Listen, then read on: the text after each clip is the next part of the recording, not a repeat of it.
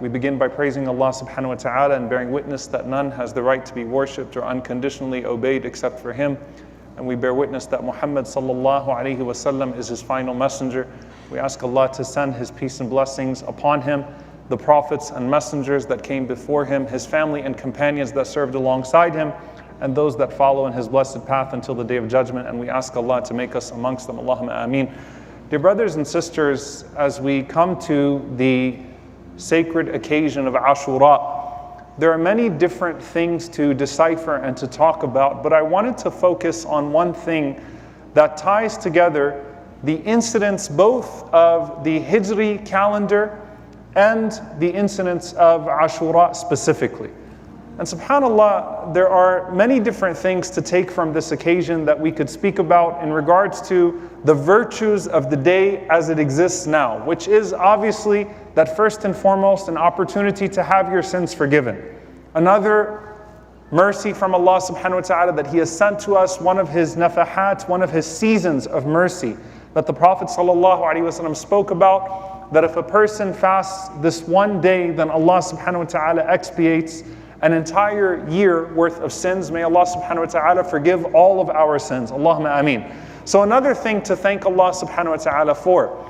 But specifically, when the Prophet sallallahu alaihi wasallam enters into Al-Madinah, and the Messenger of Allah sallallahu alaihi wasallam finds that the Jewish community of Al-Madinah is fasting this day in gratitude to Allah subhanahu wa ta'ala for the victory of Musa alayhi salam over Fir'aun. And the Prophet sallallahu alaihi wasallam says, "Nahnu awla bi Musa minkum." We have more right to Musa alayhi salam. We are closer to Musa alayhi salam than you. We love Musa alayhi salam and we celebrate as well. And He ordered it to be a day of fasting. But there's a quality here. And subhanAllah, we come into the Hijrah, which is of course what we mark our years by. And we come specifically into this 10th day. And there was something that stood out to me about this.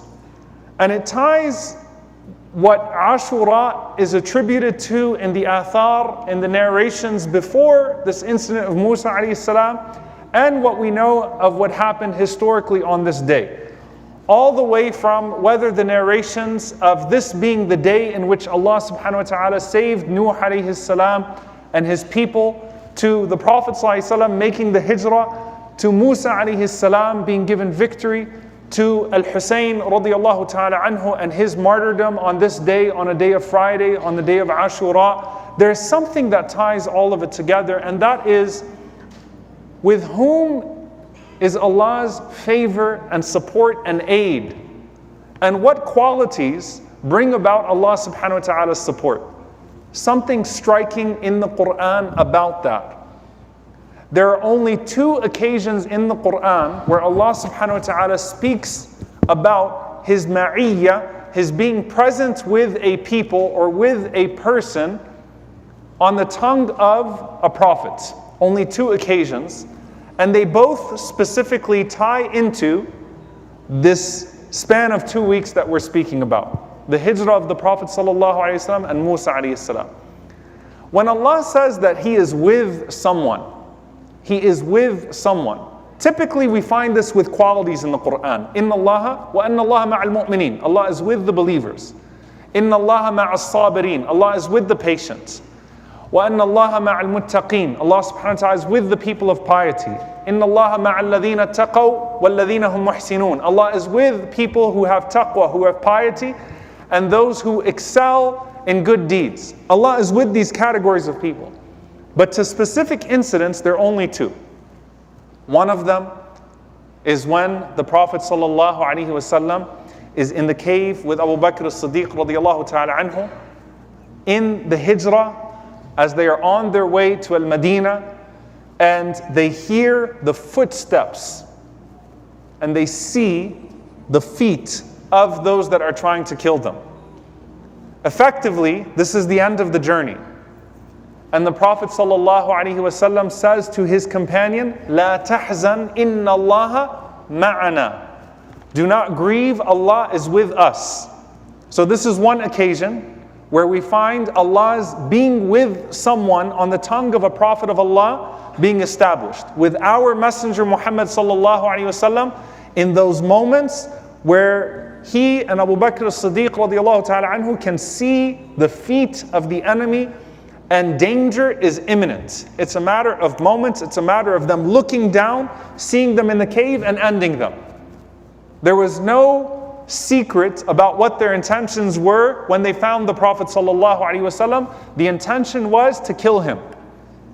And the Prophet ﷺ in those moments says to Abu Bakr radiallahu anhu, Inna Allaha ma'ana. Allah is with us.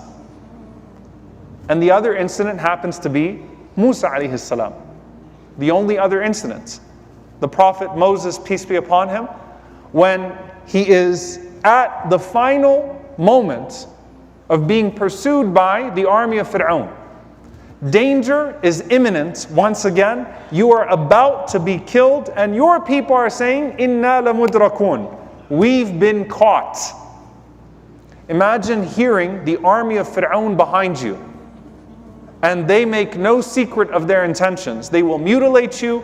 They will cut you into pieces. They will do all sorts of horrible things with you. And in that moment, Musa alayhi salam says, Kalla. Inna ma'iya Rabbi sayahdeen. He says, no, Allah is with me and He will guide me. SubhanAllah, the two incidents both tied to the moment that we are in right now of Ashura in the beginning of the Hijri year.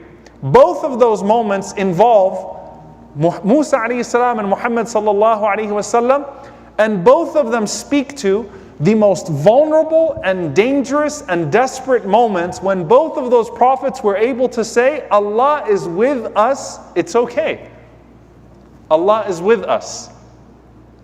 And when they say that, Allah subhanahu wa ta'ala brings about the victory. He brings about that goodness. SubhanAllah, that courage, that certainty that they had in those moments. It is something that once again ties together all of the historical incidents that take place, whether before the day in which Ashura becomes legislated or after, that when believers face their most desperate moments, they are able to lean on the fact that Allah is with them so long as they exhibit the qualities that bring about Allah's favor upon them. It's what ties the Hijrah, it's what ties Musa alayhi salam, it's what ties Al-Husayn radiallahu ta'ala anhu, and all of these incidents into one. Is Allah with us or not? Because if Allah is with you, you are victorious. Whether that victory is one that has a material consequence in this life or not is irrelevant to the discussion. Allah subhanahu wa ta'ala's being with someone does not always mean that that is imminent victory in the material worldly sense, but sometimes it is. And it happens to be so with Musa alayhi salam and with Muhammad sallallahu alayhi wasallam. But if Allah is with you, you don't lose. You actually attain victory. And subhanAllah, you then go into all of the qualities where Allah subhanahu wa ta'ala mentions He is with a people. And as Ibn Abbas radiallahu ta'ala anhuma says, commenting on the ayah, when Allah says to Musa alayhi salam, go you and Harun to Fir'aun, inni ma'akuma, I am with you. قال Ibn Abbas radiallahu ta'ala anhuma, ay inni mu'inukuma, I am your supporter. Asma'u wa ara. I hear, I see, I'm there with you, with my knowledge and with my support. You have my support as you go forward. Why do you have the support of Allah subhanahu wa ta'ala? And how is this relevant to us? It's very easy for us to look at these historical incidents and to say, all we take from it is, Alhamdulillah, for Allah subhanahu wa ta'ala giving victory to Musa alayhi salam, وَنَحْنُ أَوْلَى بِمُوسَى. We are closer to Musa alayhi salam than anybody else. We love Musa alayhi salam. We are closer to him. We have a great right to Musa alayhi salam. Therefore, when Allah subhanahu wa ta'ala gives victory to Musa alayhi salam, that is our victory. Alhamdulillah for that. And indeed, and as for the Prophet sallallahu alaihi wasallam, huwa awla bil mu'mineen, he is closer to the believers than their own selves. And so surely when Allah gives victory to the Prophet sallallahu alaihi wasallam, then that is something that we celebrate and we are happy about and we are proud of. But then you ask yourself, do I have the qualities that establish Allah being with me? See, it's very interesting, if you watch a football game or a basketball game, or when the winner comes out on top, and the winner says, if God is for you, who can be against you? Right? And everyone sort of claims God is with them, right? Because I won a football game. Therefore, God is with me. When two people face off, when two groups face off, when two armies face off, it's very easy for the one who is victorious to say, well, God was with me. Therefore, I won. Right? For the believer, you don't measure whether or not Allah is with you by the outcome of victory or defeat. You measure it by the qualities that Allah mentions in the Quran about whether or not He is with a person in their situation. What does that mean? When you're going through a hardship or a struggle, when you're being oppressed, when you're being wronged, when you're facing a difficult, long tribulation, and you start to ask yourself, is Allah with me or not? How do you even determine that? That's when you go back to the qualities. Now, what are the qualities? SubhanAllah, they boil down to 3 qualities that are repeated over and over and over again in the Quran. Number 1, الَّذِينَ اتَّقَوْا إِنَّ اللَّهَ مَعَ الْمُتَّقِينَ. Allah is with people of piety. What is taqwa? To leave off sin. To leave off sin. No person can be engaging in disobedience in a dispute with someone else or in their own personal battle with the shaitan and claim that Allah is with them. No matter what the material outcome is in those moments. Is Allah with those who murdered Al-Husayn radiyallahu ta'ala anhu? Absolutely not. Is Allah subhanahu wa ta'ala murdered with those who won the battle of Uhud? Absolutely not. Was Allah subhanahu wa ta'ala with the crusaders in the battle of Al-Mu'arra? Absolutely not. Is Allah subhanahu wa ta'ala with the Zionist aggressors that killed more children of Gaza today? Absolutely not. We don't measure this stuff by outcome. We don't measure this stuff by the way that it comes out. Is Allah with the person who's able to overcome someone by resorting to sinful tactics, whether it's a dispute between believers or not? Absolutely not. Inna Allah ma'alladhina taqaw. Inna Allah ma'al muttaqeen. Allah is with the one who leaves off sin. Therefore, Allah is with the one who is seeking to overcome the shaitan, their enemy, even in a very personal battle with their shaitan, so long as they don't engage in sin. وَالَّذِينَ هُمْ مُحْسِنُونَ. And Allah is with the good doers. Those who do good. So those who leave off sin, those who do good, وَأَنَّ اللَّهَ مَعَ الصَّابِرِينَ. And more often than any other phrase Allah repeats in the Quran in regards to His being present, Allah is with the patient. And subhanAllah, there's a very beautiful way that Imam al-Qurtubi rahimahullah ta'ala ties us together. Allah is with those who are patient with their leaving off sin and doing good. What does that mean? That no matter what the circumstances are as they are evolving in our lives, happening to us collectively or as individuals, when we don't resort to what contradicts taqwa or leave off doing good, and we are patient with that methodology of life, patient with the leaving off of sin and the performance of good deeds, patient with the adversity that comes with that, Allah is with us. How do I know if Allah is with me? If I have the quality of taqwa and ihsan, and I am patient, I have sabr with those 2 qualities. Not by the outcome as it pertains to material success. However, I'll end with this. When Allah subhanahu wa ta'ala does give those outcomes that are pleasing to us, we respond to those outcomes with gratitude.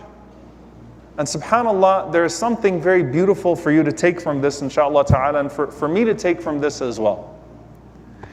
If you saw the Prophet sallallahu alaihi wasallam in a moment of sajda, in a moment of prostration, I want you to imagine walking into al-Masjid al-Nabawi, walking into the Masjid of the Prophet sallallahu alaihi wasallam, and seeing the Prophet sallallahu alaihi wasallam in a state of prostration and crying. Would you be able to tell if something really bad happened to him or if something really good happened to him? Would you be able to tell if he just got the news of having a baby or if he just lost a child? Would you be able to tell the difference if this was after Badr or after Uhud? The answer is absolutely not. Because the Prophet ﷺ, in both of those outcomes, whether great tribulation had come to him or great joy had come to him, he was always in sujood. It would lead him to a place of prostration and shedding tears and showing either gratitude to Allah subhanahu wa ta'ala for something great that came to him, or patience with something hard that had happened to him.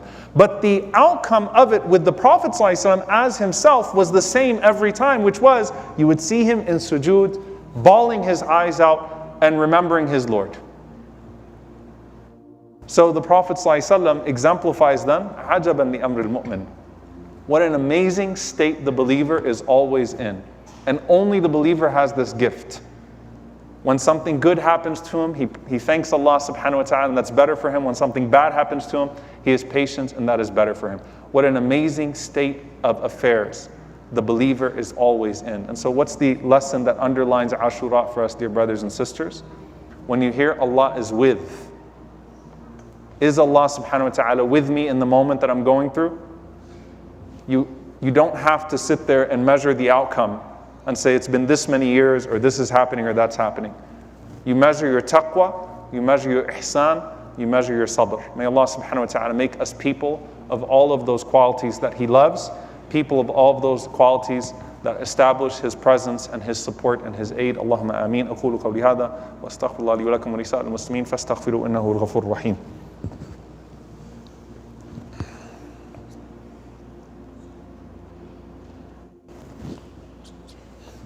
الحمد لله والصلاة والسلام على رسول الله وعلى آله وصحبه ومن والاه. اللهم اغفر للمؤمنين والمؤمنات والمسلمين والمسلمات الأحياء منهم والأموات إنك سميع قريب مجيب الدعوات. اللهم اغفر لنا وارحمنا واعف عنا ولا تعذبنا. ربنا ظلمنا أنفسنا وإن لم تغفر لنا وترحمنا لنكونن من الخاسرين. اللهم إنك عفو كريم تحب العفو فاعف عنا. اللهم اغفر لوالدينا رب ارحمهما كما ربونا صغارا. ربنا هب لنا من أزواجنا وذرياتنا قرة أعين واجعلنا للمتقين إماما. اللهم انصر إخواننا المستضعفين في مشارق الأرض ومغاربها. اللهم أعز الإسلام والمسلمين وأذل الشرك والكاذبين ودمر أعداء الدين. اللهم أهلك الظالمين بالظالمين وأخرجنا وإخواننا من بينهم سالمين. عباد الله إن الله يأمر بالعدل والإحسان وإيتاء ذي القربى وينهى عن الفحشاء والمنكر والبغي يعظكم لعلكم تذكرون. فاذكروا الله يذكركم واشكروه على النعماء يزد لكم ولذكر الله أكبر والله يعلم ما تصنعون. وأقم الصلاة.